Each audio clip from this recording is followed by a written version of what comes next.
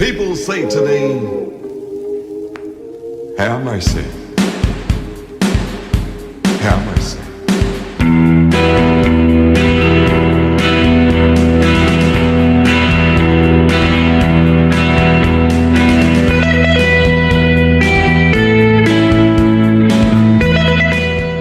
Hey, this is the Good, the Bad, and the Wrestling, a Tony James podcast. And on this episode, I'm going to talk about 4 matches that I feel best represent the combination of traditional and modern wrestling matched together, fused together, and it all started back in the early 80s, and it all culminated in the late 90s, and you had this great mix of traditional and modern wrestling that people give praise to the matches, but I don't know, do you really look inside the match and say, this is a great combination of what we deem now to be traditional and what we are currently living in, which is modern wrestling? Because you don't see a lot of it now, even though they refer back to those matches. I'm telling you, it's hard to find someone who can put a match together like that. So hey, take a listen. Check us out on Spotify. Check us out at Facebook at GBW Podcast. Spotify, the Good, the Bad, and the Wrestling of Tony James podcast. Hey, we're here already. We might as well get to work.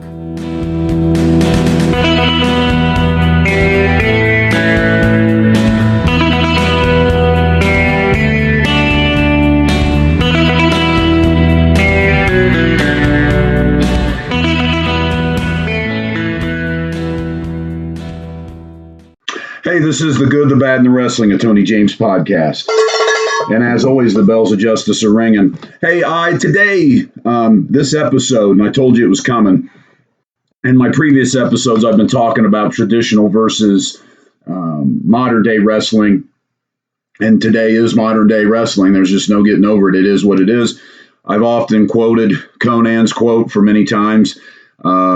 Wrestling today is what wrestling is today. And of course, I'm paraphrasing that, but it is a traditional way. The way they do it now is just the way they do it. And I'm okay with that. However, how did we get to this point? There's many different philosophies on that. So I want to talk briefly about that today. And then I've got some matches that I feel were the harbingers, so to speak, of when this was going to go down. And you either saw it and knew something was coming, or you just sat back and enjoyed it. I sat back and enjoyed it, thinking wrestling was always going to be what I grew up on. And then, of course, in the 90s, in the Nitro era, is when I realized that wrestling is different. It's going to be different, which was good because you had a variety of things. I think that, as many people say, I work for promoter Chris Pruitt, and he always says you got to have something for everybody on the show. You just can't have too much of one and not enough of the other. So I agree. Nitro was a great way to see the traditional way. Of course, back then they didn't really call it traditional, but you had your brawlers and your big matches, and then you had your lucha style and your modern style, and you had a different group of wrestlers coming up. And so you had a lot of really cool things going on there.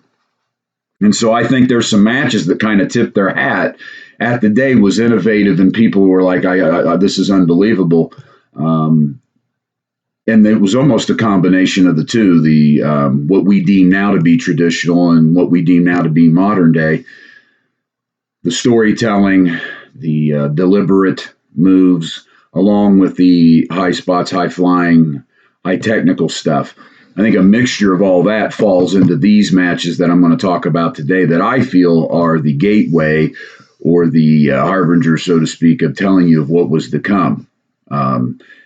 If you were a wrestling aficionado back then and had access to all this, maybe you saw what was coming, but it took a long time for this to occur. It just didn't happen overnight, right? Because the matches I'm going to talk about happened in the early 80s. So by the time we get to now, or at least 2015, you start to see the effects of that. Now, of course, you had the 4 pillars from All Japan Wrestling, and then the John Laurinaitis influence, leaving Japan and coming to the United States, first trying to implement that style in WCW, and then getting hired on at WWE. That all happened with that 50-50 booking, and then the interchangeable wrestlers, and then coming up with a match and putting the interchangeable wrestlers in the match, whereas the old school way was definitely 2 guys go out, work the crowd, feel it, become a part of it and figure it out. So you have a lot going on there. But I want to throw these matches out there to you and see what you think. First off, I want to thank my sponsors, Jose Sanchez Boots, Three Brothers RC, Southpaw Boxing Club, and Sinbad's Gym. You can check all of them out on Facebook, and they each have a website, threebrothersrc.com. They also on Facebook have a Three Brothers RC fan page. Southpaw Boxing Club can be found on Facebook, and they have a .com as well. Southpaw Boxing Club out of Hilliard, Ohio. Jose Sanchez Boots, look them up. I'm constantly sporting their phone number, so you're welcome to check them out as well, or hit me up with a comment or such, and I'll get you in touch with them. I want to thank all my sponsors for helping me out here with the Good, the Bad, and the Wrestling of Tony James podcast. Don't forget you can catch us over on Spotify. Click follow and subscribe, YouTube, of course, and then Facebook at GBW Podcast. Now, just something to be aware of. Sometimes I'll drop something on YouTube and you won't get the matches, so you're going to have to go over to Spotify or Facebook. Spotify, the Good, the Bad, and the Wrestling of Tony James podcast. Follow. Go over to Facebook, follow, like at GBW Podcast, and you'll get the matches because I don't always post the stuff on YouTube. With that being said, you can go back and check out my modern versus traditional podcast where I argue the fact and I talk about the difference between the two, the good, the bad, and the wrestling between the two. And it's not necessarily a good thing or a bad thing. It's just, it is what it is. The style of wrestling today that dominates the wrestling airwaves, the TV waves, the streaming waves, every kind of waves, that is what it is today. And I believe that's a culmination of Lucha Libre. That's a culmination of the four pillars from All Japan.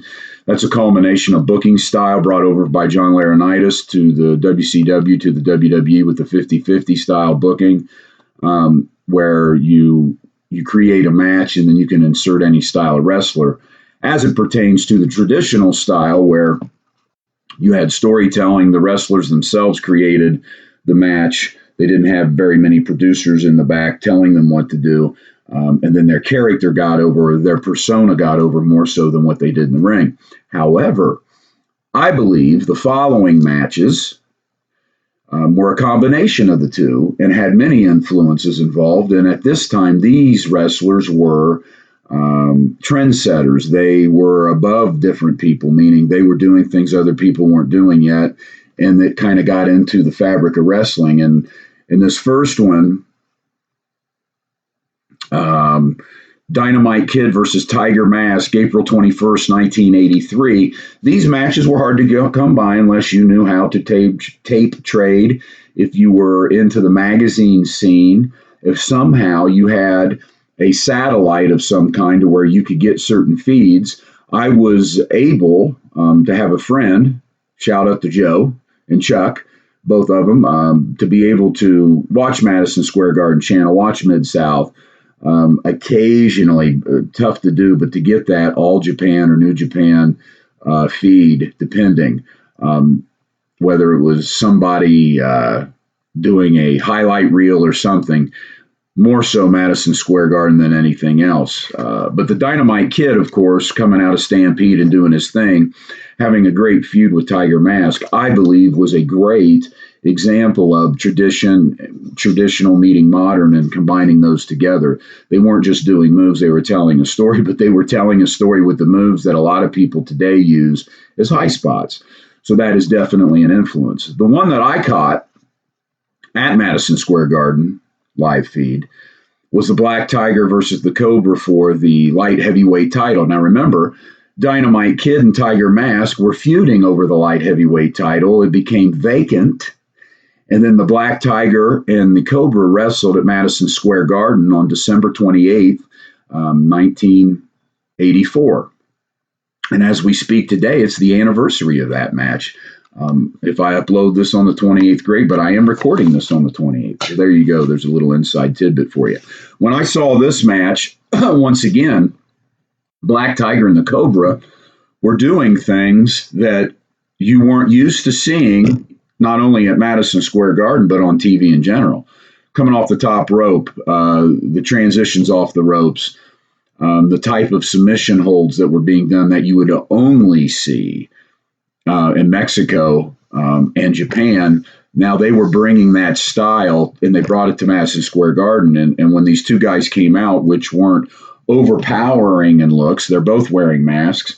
The crowd, you could sense the crowd was trying to create a connection, but was sitting back and going, what's this all about? And then as the match continued, with the high-flying moves moved into their storyline and the way that they worked the match, you were like, holy crap. You started to hear people root for them. And for the most part, both wrestlers played it down the middle.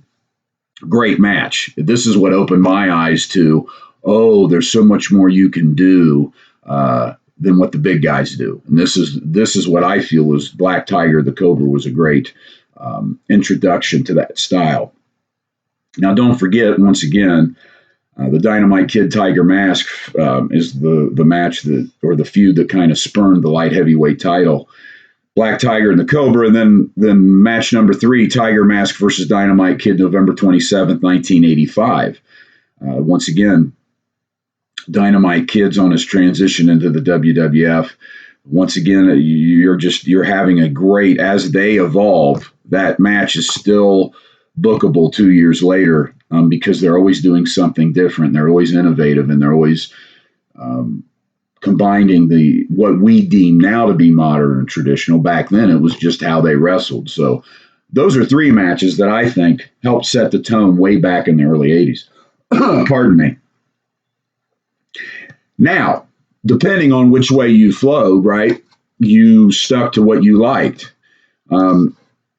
I know myself, tag team matches helped me understand what these guys were doing in singles matches, but for the most part, I know I kind of lay dormant when it came to this innovative stuff. It was always cool to see it. But when you're talking about another great match, and now this comes almost 12 years after the Tiger Mask Dynamite Kid match, is Rey Mysterio versus Eddie Guerrero at Halloween Havoc, October 26, 1997. Wow, and you got to give your props to Eric Bischoff opening up Nitros and pay-per-views with Lucha Libre style matches, bringing over that talent. You start to see this, and this match reminded me of Dynamite Kid Tiger Mask. This match reminded me of Black Tiger versus the Cobra. I could see the connection, but I could also see the ownership in Rey Mysterio and Eddie Guerrero. And I think in these Nitro era matches, more so than what I saw in the WWE in the 2000s, these matches definitely had more of a personal approach where these guys were, I don't want to, for lack of a better word, more sincere in their matches as it pertains to where they came from. Whereas in the WWE in the 2000s now, you have that John Laurinaitis influence that he brought over from Japan. And when you're 50-50 booking and you're more worried about the match and the booking than you are the persona, it's kind of hard to understand what's going on. And the matches start to look, I think that's about when the matches started to look the same, doing the same thing. The Scott Hall approach of having 3 moves and always using them so people recognize you by those 3 moves. Nothing wrong with that, of course. I think that's needed. You should have signatures that you're trying to do in a competition. I just feel up until this point, there was a better combination of what we deem now to be traditional and modern in these matches. So, once again, Dynamite Kid versus Tiger Mask, April 21st, 1983. Check it out. Black Tiger versus the Cobra, December 28th, 1984. Madison Square Garden Light Heavyweight Championship, vacant title. Number 3, Tiger Mask versus Dynamite Kid, November 27th, 1985. And, of course, the last one here, Rey Mysterio versus Eddie Guerrero, October 26, 1997. Now, that doesn't take anything away from the Flair Steamboat matches, but that's a different build, a different wrestler. Even Boston Garden 1986, fall of 86, I believe, Ricky Steamboat, Bret Hart. Great match. You can find that on the network. Under Old School, go to Boston Garden 86. I believe the thumbnail picture is Bret Hart. Great match, but that is not to the level of a Dynamite Kid Tiger Mask, a Black Tiger, the Cobra, or a Rey Mysterio, Eddie Guerrero. However, you got to see more of a traditional style and modern with those guys.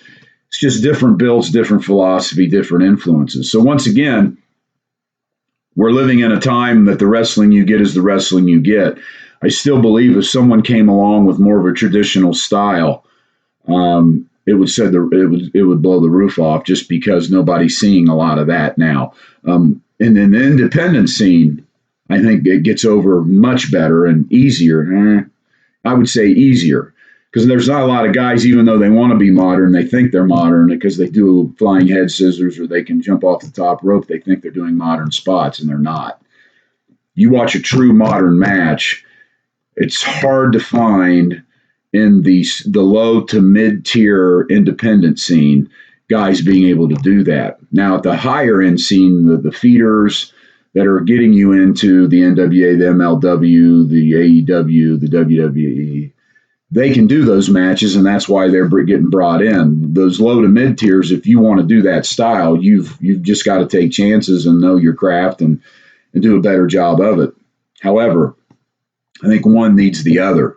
Once again, getting back to what Chris said, you need a little bit of something of everything on your show if you're going to draw money, and if you want the guys on the card to grow as a whole by them working together and understanding each other's styles. So that's my little independent soapbox for you there. Now, if you'd like, stick around. I'm going to post these matches in order as I called them from 83 to 97. If for some reason you don't get the matches, that's okay. Go over to Spotify, the Good, the Bad, and the Wrestling of Tony James podcast. Click follow.